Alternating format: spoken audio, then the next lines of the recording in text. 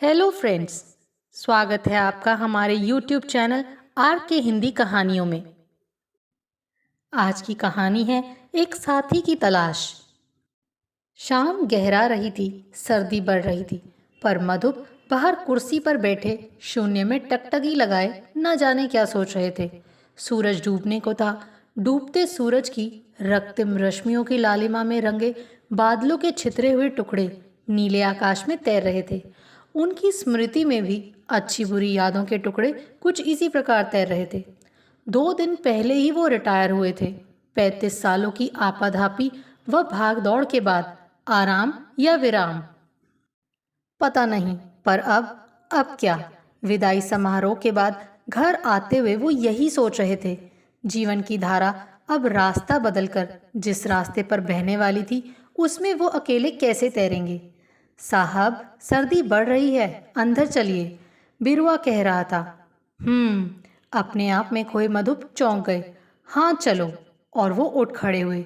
इस वर्ष सर्दी बहुत पड़ रही है साहब, बिरुआ कुर्सी उठाकर उनके साथ चलते हुए बोला। ओस भी बहुत पड़ती है, सुबह सब भीगा भीगा रहता है, जैसे रात भर बारिश हुई हो। बिरुआ बोलते ही जा रहा था। मधुप चुपचाप अंदर आ गए। बिरुआ उनके अकेलेपन का साथी था। अकेलेपन का दुख उन्हें मिला था, पर भुगता बिरुआ ने भी था। खाली घर में बिरुआ कई बार अकेले ही बातें करता रहता। उनकी आवश्यकता से अधिक चुप रहने की आदत थी। उनकी तरफ से कोई भी प्रतिक्रिया न पाकर बड़बड़ाता हुआ वो स्वयं ही खिसियाकर चुप हो जाता। पर श्यामला खिसियाकर चुप नहीं होती थी, बल्कि झल्ला जाती थी। मैं क्या दीवारों से बात कर रही हूँ हाँ भी नहीं बोल पाते, चेहरे पर कोई भाव भी नहीं रहते। किससे बात करूं कहकर कभी कभी उसकी आंखों में आंसू आ जाते।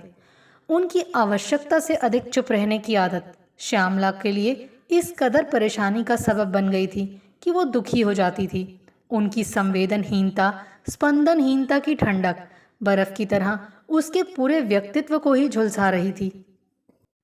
नाराजगी में तो मधुप और भी अभेद हो जाते थे। मधुप ने कमरे में आकर टीवी चला दिया। तभी बिरुआ गरम गरम सूप लेकर आ गया। साहब, सूप पी लीजिए। बिरुआ के हाथ से लेकर वो सूप पीने लगे। बिरुआ वहीं जमीन पर बैठ गया। कुछ बोलने के लिए वो हिम्मत जुटा रहा था, फिर किसी तरह बोला। साहब, घर वाले बहुत बुला रहे हैं, कहते हैं अब घर आकर आराम करो, बहुत कर लिया काम धाम, अब दोनों बेटे कमाने लगे हैं, अब जरूरत नहीं है काम करने की। मधुप कुछ बोल नहीं पाए। छन्न से दिल के अंदर कुछ टूटकर बिखर गया। बिरुआ का भी कोई है जो उसे बुला रहा है। 2 बेटे हैं जो उसे आराम देना चाहते हैं। उसके बुढ़ापे की और अशक्त होती उम्र की फिक्र है उन्हें। लेकिन सब कुछ होते हुए भी ये सुख उनके नसीब में नहीं है। बिरुआ के बिना रहने की तो वो कल्पना भी नहीं कर पाते। अकेले में इस घर की दीवारों से भी उन्हें डर लगता है, जैसे कोनों से बहुत सारे साए निकलकर उन्हें निगल जाएंगे। उन्हें अपनी यादों से भी डर लगता है, और अकेले में यादें बहुत सताती हैं। सारा दिन आप व्यस्त रहते हैं, रात को भी देर से आते हैं। मैं सारा दिन अकेले घर में बोर हो जाती हूँ, श्यामला कहती थी। तो और औरतें क्या करती हैं? और क्या करती थी? बोर होना तो एक बहाना भर होता है काम से भागने का। घर में 100 काम होते हैं करने को, पर घर के काम में कितना मन लगाऊं? घर के काम तो मैं कर ही लेती हूँ। आप कहो तो बच्चों के स्कूल में एप्लीकेशन दे दूं नौकरी के लिए। कुछ ही घंटों की तो बात है, दोपहर में बच्चों के साथ ही घर आ जाया करूंगी। श्यामला ने अनुनय किया। कोई ज़रूरत नहीं, कोई कमी है तुम्हें? अपना निर्णय सुनाकर जो मधुप चुप हुए तो कुछ नहीं बोले। उनसे कुछ बोलना या उनको मनाना बहुत टेढ़ी खीर था। हार कर श्यामला चुप हो गई। ज़बरदस्ती भी करे तो किसके साथ, और मनाए भी तो किसको? नॉवेल्टी में अच्छी पिक्चर लगी है, चलिए ना किसी दिन देख आएं। कहीं भी तो नहीं जाते हैं हम। मुझे टाइम नहीं, और वैसे भी 3 घंटे हॉल में मैं नहीं बैठ सकता। तो फिर आप कहें तो मैं किसी सहेली के साथ हुआ आऊँ। कोई ज़रूरत नहीं है भीड़ में जाने की, सीडी लाकर घर पर देख लो। सीडी में हॉल जैसा मज़ा कहाँ आता है? लेकिन अपना निर्णय सुनाकर चुप्पी साधने की उनकी आदत थी। श्यामला थोड़ी देर बोलती रहती, फिर चुप हो गई। तब नहीं सोच पाते थे मधुप कि पौधे को भी पल्लवित होने के लिए धूप, छांव, पानी वह हवा सभी चीज़ों की ज़रूरत होती है। किसी एक चीज़ के भी ना होने पर पौधा मर जाता है। फिर श्यामला तो इंसान थी, उसे भी खुश रहने के लिए हर तरह के मानवीय भावों की ज़रूरत थी। वो उनका एक ही रूप देखती थी। आखिर कैसे खुश रह पाती थी वो। थोड़े दिन पूना हुआ हूँ माँ के पास, भैया भाभी भी आए हैं। आजकल मुलाकात हो जाएगी। कैसे जाओगी इस समय? मधुप आश्चर्य से बोले। किसके साथ जाओगी? अरे अकेले जाने में क्या हुआ, 2 बच्चों के साथ सभी जाते हैं। जो जाते हैं उन्हें जाने दो, पर मैं तुम लोगों को अकेले नहीं भेज सकता। फिर श्यामला लाख तर्क करती, मिन्नतें करती, पर मधुप के मुंह पर तो जैसे टेप लग जाती। ऐसी अनेक बातों से शायद श्यामला का अंतर्मन विरोध करता रहा होगा। पहली बार विरोध की चिंगारी कब सुलगी और कब भड़की, याद ही नहीं पड़ता मधुप को। साहब खाना लगा दूं?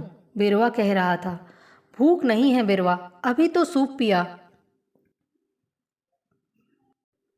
थोड़ा सा खा लीजिए साहब, आप रात का खाना अक्सर छोड़ने लगे हैं। ठीक है, थोड़ा सा यहीं ला दे। मधु बाथरूम से हाथ धोकर बैठ गए। इस एक रस दिनचर्या से वो 2 ही दिन में घबरा गए थे, तो श्यामला कैसे बिताती पूरी जिंदगी। वो बिल्कुल भी शौकीन तबीयत के नहीं थे। ना उन्हें संगीत का शौक था, ना किताबें पढ़ने का, ना पिक्चरों का, ना घूमने का, और ना ही बातें करने का। श्यामला का जीवंतता मधुप की निर्जीवता से अक्सर घबरा जाती। कई बार चिढ़कर कहती, ठूंठ के साथ आखिर कैसे जिंदगी बिताई जा सकती है। उन्होंने चौंक कर श्यामला की तरफ देखा। 1 हफ्ते बाद सीधे सीधे श्यामला का चेहरा देखा था उन्होंने। 1 हफ्ते में जैसे उसकी उम्र 7 साल बढ़ गई थी। रोते रोते आंखें लाल और चारों तरफ काले स्याह घेरे। ये क्या कर रही हो तुम श्यामला? छोटी सी बात को तूल दे रही हो। उसकी ऐसी शक्ल देखकर वो थोड़े पसीज गए थे। सब ठीक हो जाएगा। वो धीरे से उसको कंधों से पकड़कर बोले। क्या ठीक हो जाएगा? उसने हाथ झटक दिए थे। मैं अब यहाँ नहीं रह सकती। घर में रखे सामान की तरह आपकी बंदिशें किसी समय मेरी जान ले लेंगी। मेरे तन के साथ साथ मेरे मन मस्तिष्क पर भी बंदिशें लगा दी हैं आपने। मैं आपसे अलग कहीं जाना तो दूर की बात है, आपसे अलग सोच तक भी नहीं सकती। लेकिन अब मुझसे नहीं हो पाएगा ये सब। तो अब क्या करना चाहती हो? वो व्यंग से बोले। मैं यहाँ से जाना चाहती हूँ, आज ही। अपना घर संभालो। आप जब ऑफिस से आओगे तो मैं नहीं मिलूंगी। तुम्हें जो करना है करो। जब सोच लिया है तो मुझसे क्यों कह रही हो? कहकर मधुप दनदनाते हुए ऑफिस चले गए। वो हमेशा की तरह जानते थे कि श्यामला ऐसा कभी नहीं कर सकती। इतनी हिम्मत ही नहीं थी श्यामला के अंदर कि वो इतना बड़ा कदम उठा पाती। लेकिन अपनी पत्नी को शायद वो भी पूरी तरह नहीं जानते थे। उस दिन उनकी सोच गलत साबित हुई। बिना स्पंदन व जीवंतता के रिश्ते आखिर कब तक टिकते? जब वो ऑफिस से लौटे तो श्यामला जा चुकी थी। घर में सिर्फ बिरवा था। श्यामला कहाँ है? उन्होंने बिरवा से पूछा। मालकिन तो चली गई साहब, कह रही थी पुणे जा रही हूँ हमेशा के लिए। वो भी भौचक्के रह गए। ऐसा क्या हुआ साहब? मालकिन क्यों चली गई? कुछ नहीं बिरवा। क्या समझाते बिरवा को? थोड़े दिन उसके लौट आने का इंतजार किया, फिर फोन करने की कोशिश की। श्यामला ने फोन नहीं उठाया। मिलने की कोशिश की, श्यामला ने मिलने से भी इनकार कर दिया। धीरे धीरे उन दोनों के बीच की दरार बढ़ती बढ़ती खाई बन गई। दोनों 2 किनारों पर खड़े रह गए। मनाने की उनकी आदत थी नहीं जो मना लेते। नौकरी की व्यस्तता में एक के बाद एक दिन व्यतीत होता रहा। एक दिन सब ठीक हो जाएगा, श्यामला लौट आएगी, यही उम्मीद धीरे धीरे धुंधली पड़ती गई। उस समय श्यामला की उम्र 41 थी और वो स्वयं 45 साल के थे। तब से एकाकी जीवन, नौकरी और बिरवा के सहारे काट दिया उन्होंने। बच्चों के भविष्य की चिंता ने श्यामला को किसी तरह बांध रखा था उनसे। उनके करियर का रास्ता पकड़ने के बाद वो रुक नहीं पाई। इतना मजबूत नहीं था शायद उनका और श्यामला का रिश्ता। श्यामला को रोकने में उनका अहम आड़े आया था, लेकिन बिरवा को उन्होंने घर से कभी नहीं जाने दिया। उसका गांव में परिवार था, पर वो मुश्किल से ही गांव जा पाता था। उनके साथ बिरवा ने भी अपनी जिंदगी तन्हा बिता दी थी। बच्चों ने अपनी उम्र के अनुसार माँ को बहुत कुछ समझाने की कोशिश भी की, पर श्यामला पर बच्चों के कहने का भी कोई असर नहीं पड़ा। वो इतने बड़े भी नहीं थे कि कोई ठोस कदम उठा पाते। थक हार कर वो चुप हो गए। कुछ छुट्टियां माँ के पास, कुछ छुट्टियां पिता के पास बिताकर वो वापस चले जाते। श्यामला के माता पिता ने भी शुरू में काफी समझाया उसको, लेकिन श्यामला तो जैसे पत्थर सी हो चुकी थी। कुछ भी सुनने को तैयार नहीं थी। हार कर उन्होंने घर का एक कमरा और किचन उसे रहने के लिए दे दिया। कुछ पैसा उसके नाम बैंक में जमा कर दिया। बच्चों का खर्चा तो बच्चों के पिता उठा ही रहे थे। बेटों की इंजीनियरिंग पूरी हुई तो वो नौकरियों पर आ गए।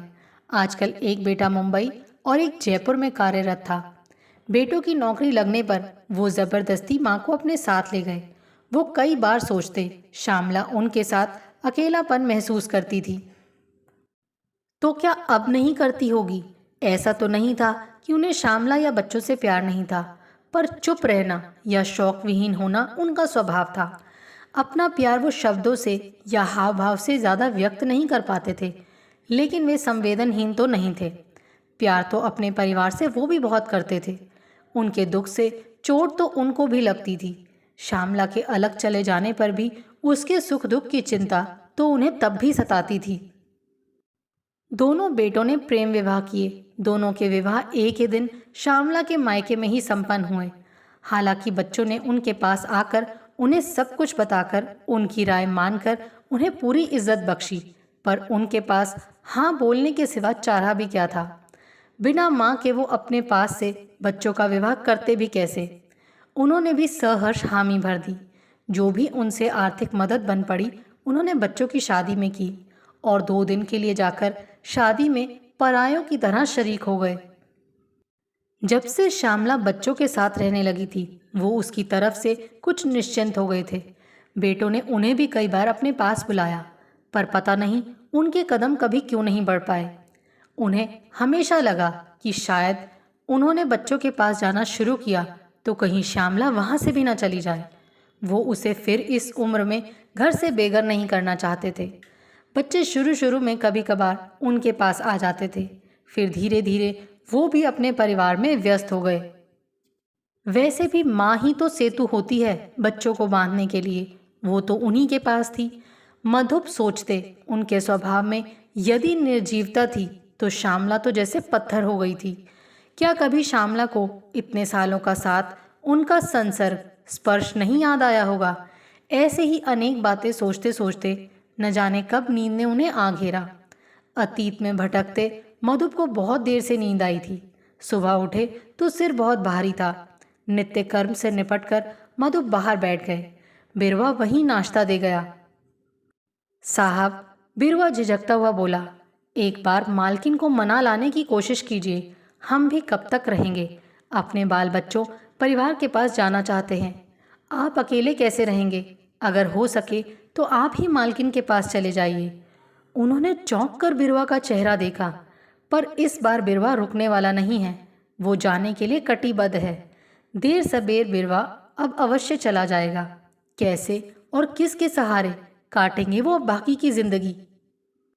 एक विराट प्रश्न चिन्ह उनके सामने जैसे सलीब पर टंगा था। सामने मरुस्थल की सी शून्यता थी, जिसमें दूर दूर तक छांव का नामो निशान ही नहीं था। आखिर ऐसी मरुस्थल सी जिंदगी में वो प्यासे कब तक और कहाँ तक भटकेंगे अकेले? 2 दिन तो वो इसी सोच में डूबे रहे। दिल कहता कि श्यामला को मना लाएं, पर कदम थे कि उठने से पहले ही थम जाते थे। क्या करें क्या ना करें, इसी ऊहापोह में अगले कई दिन भी गुजर गए। सोचते रहते, क्या उन्हें श्यामला को मनाने जाना चाहिए? क्या एक बार फिर प्रयत्न करना चाहिए? अपने अहंकार को दरकिनार कर इतने वर्षों के बाद जाते भी हैं, और अगर श्यामला नहीं मानी तो क्या मुंह वापस लेकर आएंगे? किससे कहें वो अपने दिल की बात, और किससे सलाह मांगें? बिरवा उनके दिल में कौंधा, और किसी से तो उनका अधिक संपर्क रहा नहीं। वैसे भी और किससे कहेंगे? तो वो उनकी बात पर हंसेगा कि अब याद आई। आखिर बिरवा से पूछ ही बैठे एक दिन, बिरवा, क्या तुम्हें वाकई लगता है कि मुझे एक बार उन्हें मना लाने की कोशिश करनी चाहिए? उनके स्वर में काफ़ी बेचारगी थी, अपने स्वाभिमान के सिंहासन से नीचे उतरने की। बिरवा चौंक गया उनका इस कदर लाचार स्वर सुनकर। उनकी कुर्सी के पास बैठता हुआ बोला, दोबारा मत सोचिए साहब, कुछ बातों में दिमाग की नहीं, दिल की सुननी पड़ती है। मालकिन आ जाएंगी तो ये घर फिर से खुशियों से भर जाएगा। माना कि कोशिश करने में आपने बहुत देर कर दी, पर आपके दिमाग पर ये बोझ तो नहीं रहेगा कि आपने कोशिश ही नहीं की थी। बाकी सब नियति पर छोड़ दीजिए। बिरवा की बातों में दम था। वो सोचने लगे, आखिर एक बार कोशिश करने में हर्ज ही क्या है, जो भी होगा देखा जाएगा। उन्होंने खुद को समझाया, खुद को तैयार किया, अपना छोटा सा बैग उठाया और जयपुर के लिए चल दिए। आजकल श्यामला जयपुर में ही थी। बिरवा बहुत खुश था। एक तो वो उनका भला चाहता था, दूसरा वो अपने परिवार के पास लौट जाना चाहता था। दिल्ली से जयपुर तक का सफ़र जैसे 7 समुंदर पार का सफ़र महसूस हो रहा था उनको। जयपुर पहुंचकर अपना छोटा सा बैग उठाकर वो सीधे घर पहुंच गए। अपने आने की खबर भी उन्होंने इस डर से नहीं दी कि श्यामला घर से कहीं चली ना जाए। दिल में अजीब सी दुविधा थी, पैरों की शक्ति भी जैसे निचुड़ रही थी। वर्षों बाद अपने ही बेटे के घर में अपनी पत्नी से साक्षात्कार होते हुए उन्हें ऐसा लग रहा था जैसे वो अपनी जिंदगी की कितनी कठिन घड़ियों से गुजर रहे हों। धड़कते दिल से उन्होंने घंटी बजा दी। उन्हें पता था इस समय बेटा ऑफिस में होगा और बच्चे स्कूल। थोड़ी देर बाद दरवाज़ा खुल गया। बहू ने उनको बहुत समय बाद देखा था, इसीलिए एकाएक पहचान का चिन्ह नहीं उभरा उसके चेहरे पर। फिर पहचान कर चौंक गई। पापा आप? ऐसे अचानक? वो पैर छूते हुए बोली, आइए, और उसने दरवाज़ा पूरा खोल दिया। वो अंदर आकर बैठ गए। अचानक कैसे आ गए पापा? आने की कोई खबर भी नहीं दी आपने। बहू का आश्चर्य अभी भी कम नहीं हो रहा था। उन्हें एक का एक कोई जवाब नहीं सूझा। ज़रा पानी पिला दो और एक कप चाय। जी पापा, अभी लाती हूँ। बहू चली गई।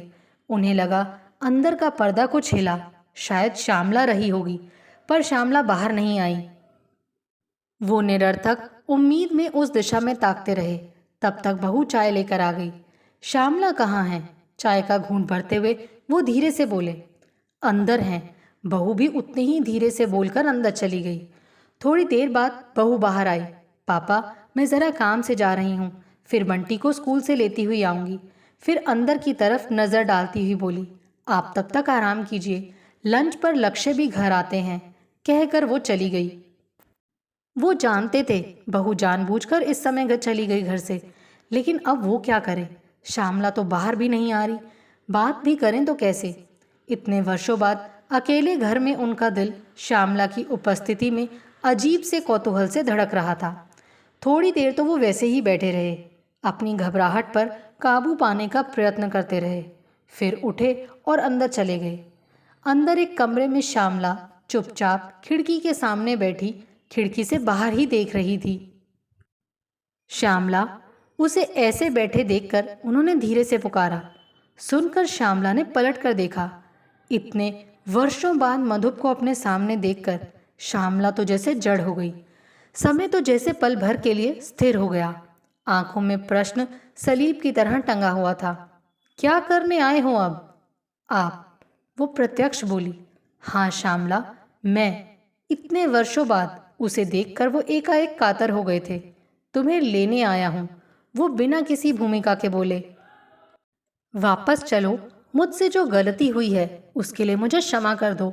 मैं समझ नहीं पाया तुम्हें, तुम्हारी परेशानियों को, तुम्हारे अंतर्द्वंद को। श्यामला अपलक उन्हें निहारती रह गई। शब्द तो मानो चुक गए थे। बहुत कुछ कहना चाहती थी, पर समझ नहीं पा रही थी कि कहाँ से शुरू करें। किसी तरह खुद को संयत किया। थोड़ी देर बाद बोली, इतने वर्षों बाद गलती महसूस हुई आपको, जब खुद को ज़रूरत हुई पत्नी की, लेकिन जब तक पत्नी को ज़रूरत थी, आखिर मैं सही थी ना कि आपने हमेशा खुद से प्यार किया। लेकिन मेरे अंदर अब आपके लिए कुछ नहीं बचा। अब मेरे दिल को किसी भी साथी की तलाश नहीं है। जिन भावनाओं को, जिन संवेदनाओं को जीने की इतनी जद्दोजहद थी मेरे अंदर, वो सब तो कब की मर चुकी है।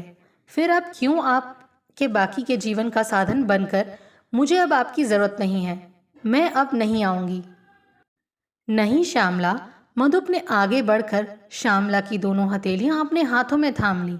ऐसा मत कहो, साथी की तलाश कभी खत्म नहीं होती। हर उम्र, हर मोड़ पर साथी के लिए तन मन तरसता है। पशु पक्षी भी अपने लिए साथी ढूंढते हैं। यही प्रकृति का नियम है। मुझसे गलती हुई है, इसके लिए मैं तुमसे तहे दिल से क्षमा मांग रहा हूँ। इस बार तुम नहीं, मैं आऊँगा तुम्हारे पास। इस बार तुम मेरे सांचे में नहीं, बल्कि मैं तुम्हारे सांचे में ढलूंगा। संवेदनाएं और भावनाएं कभी मरती नहीं है श्यामला, बल्कि हमारी गलतियों व उपेक्षाओं से सुप्तावस्था में चली जाती हैं। उन्हें तो बस जगाने की जरूरत है। अपने हृदय से पूछो, क्या तुम सचमुच मेरा साथ नहीं चाहती? सचमुच चाहती हो कि मैं चला जाऊं? श्यामला चुपचाप डबडबाई आंखों से उन्हें देखती रह गई।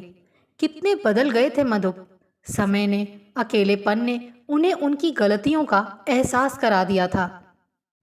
पति पत्नी में से अगर एक अपनी मर्जी से जीता है तो दूसरा दूसरे की मर्जी से मरता है। बोलो श्यामला। मधुप ने श्यामला को कंधों से पकड़कर धीरे से हिलाया। मैं अब तुम्हारे पास आ गया हूँ और अब लौटकर नहीं जाऊंगा। मधुप पूरे विश्वास व अधिकार से बोले, लेकिन श्यामला ने धीरे से उनके हाथ कंधों से अलग कर दिए। अब मुझसे नहीं हो पाएगा मधुप। मेरे जीवन की धारा अब एक अलग मोड़ मुड़ चुकी है। कितनी बार जीवन में टूटूं, बिखरूं और फिर जुड़ूं, मुझ में अब ताकत नहीं बची। मैंने अपने जीवन को एक अलग सांचे में ढाल लिया है, जिसमें अब आपके लिए कोई जगह नहीं। मैं अब नहीं आ पाऊंगी, मुझे माफ कर दो। कहकर श्यामला दूसरे कमरे में चली गई। स्पष्ट संकेत था उनके लिए कि वो अब जा सकते हैं। मधु भौचक्के खड़े पल भर में हुए अपनी उम्मीदों के टुकड़े को बिखरते महसूस करते रहे। फिर अपना बैग उठाकर बाहर निकल गए वापस जाने के लिए। बेटे के आने का इंतजार भी नहीं किया उन्होंने। जयपुर से वापसी का सफर बेहद बोझिल था। सब कुछ तो उन्होंने पहले ही खो दिया था। एक उम्मीद बची थी, आज वो उसे भी खोकर आ गए थे। घर पहुंचे तो उन्हें अकेले व हताश देखकर बिरवा सब कुछ समझ गया। कुछ नहीं पूछा उसने। चुपचाप से हाथ से बैग लेकर अंदर रख आया और किचन में चाय बनाने चला गया। उधर श्यामला खिड़की के पर्दे के पीछे से थके कदमों से जाते मधुप को देखती रही थी, जब तक वो आंखों से ओझल नहीं हो गए थे। दिल कर रहा था दौड़कर मधुप को रोक ले, लेकिन कदम न बढ़ पा रहे थे। जो गुजर चुका था सब कुछ याद आ रहा था। मधुप चले गए, लेकिन श्यामला के दिल का नासूर फिर से बहने लगा। रात देर तक बिस्तर पर करवट बदलते सोचती रही कि जिंदगी मधुप के साथ अगर बोझिल भरी थी तो उनके बिना भी क्या है। क्या एक दिन भी ऐसा गुजरा जब उसने मधुप को याद नहीं किया हो? उसके मधुप से अलग होने के निर्णय का दर्द बच्चों ने भी भुगता था। बच्चों ने भी तब कितना चाहा था कि वो दोनों साथ रहें। अपने विवाह के बाद ही बच्चे चुप हुए थे, पर पता नहीं कैसे जिद भर गई थी उसके खुद के अंदर। और मधुप ने भी कभी आगे बढ़कर अपनी गलती मानने की कोशिश नहीं की। उन दोनों का सारा जीवन यूं वीरान सा गुजर गया, जो मधुप आज महसूस कर रहे हैं। काश यही बात तब समझ पाते तो उनकी जिंदगी की कहानी कुछ और ही होती। लेकिन अब जो तार टूट चुके हैं, क्या फिर से जुड़ सकते हैं? और जुड़कर क्या उतने मजबूत हो सकते हैं? एक कोशिश मधुप ने की, एक कदम उन्होंने बढ़ाया, तो क्या एक कोशिश उसे भी करनी चाहिए? एक कदम उसे भी बढ़ाना चाहिए। कहीं आज निर्णय लेने में उससे कोई गलती तो नहीं हो गई? इसी ऊहापोह में करवटें बदलते सुबह हो गई। पूरी रात वो सोचती रही थी, फिर अनायास ही अपना बैग तैयार करने लगी। उसको तैयारी करते देख बेटे बहू आश्चर्यचकित थे, पर उन्होंने कुछ न पूछना ही उचित समझा। मन ही मन सब कुछ समझ रहे थे, खुशी का अनुभव कर रहे थे। श्यामला जब जाने को हुई तो बेटे ने साथ जाने की पेशकश की, पर श्यामला ने मना कर दिया। उधर उस दिन जब दोपहर को सोए हुए मधुप की शाम को नींद खुली तो वो शाम और दूसरी शाम की ही तरह थी। पर पता नहीं मधुप आज अपने अंदर हल्की सी तरंग क्यों महसूस कर रहे थे। तभी बिरवा चाय बनाकर ले आया। उन्होंने चाय का पहला घूंट ही भरा था कि डोरबेल बज उठी। देखना बिरवा, कौन आया है? अखबार वाला होगा, पैसे लेने आया होगा, शाम को वही आता है। कहकर बिरवा बाहर चला गया, लेकिन पल भर में ही खुशी से उमंगता हाथ में बैग उठाए अंदर आ गया। मधुप आश्चर्य से उसे देखने लगे। कौन है बिरवा? कौन आया है? और ये बैग किसका है? बाहर जाकर देखिए साहब, समझ लीजिए पूरे संसार की खुशियां चलकर आ गई हैं आज दरवाजे पर। कहकर बिरवा घर में कहीं गुम हो गया। वो जल्दी से बाहर गए। देखा, दरवाजे पर श्यामला खड़ी थी। वो आश्चर्यचकित, किंग कर्तव्य विमूढ़ से उसे देखते रह गए। श्यामला, तुम? उन्हें तो विश्वास नहीं हो रहा था। हाँ, मैं, वो मुस्कुराते हुए बोली। अंदर आने के लिए नहीं कहोगे? श्यामला खुशी के अतिरेक में उन्होंने आगे बढ़कर श्यामला को गले से लगा लिया। मुझे माफ कर दो, बस अब कुछ मत कहो। आप भी मुझे माफ कर दो, जो कुछ हुआ वो सब भूल कर आई हूँ।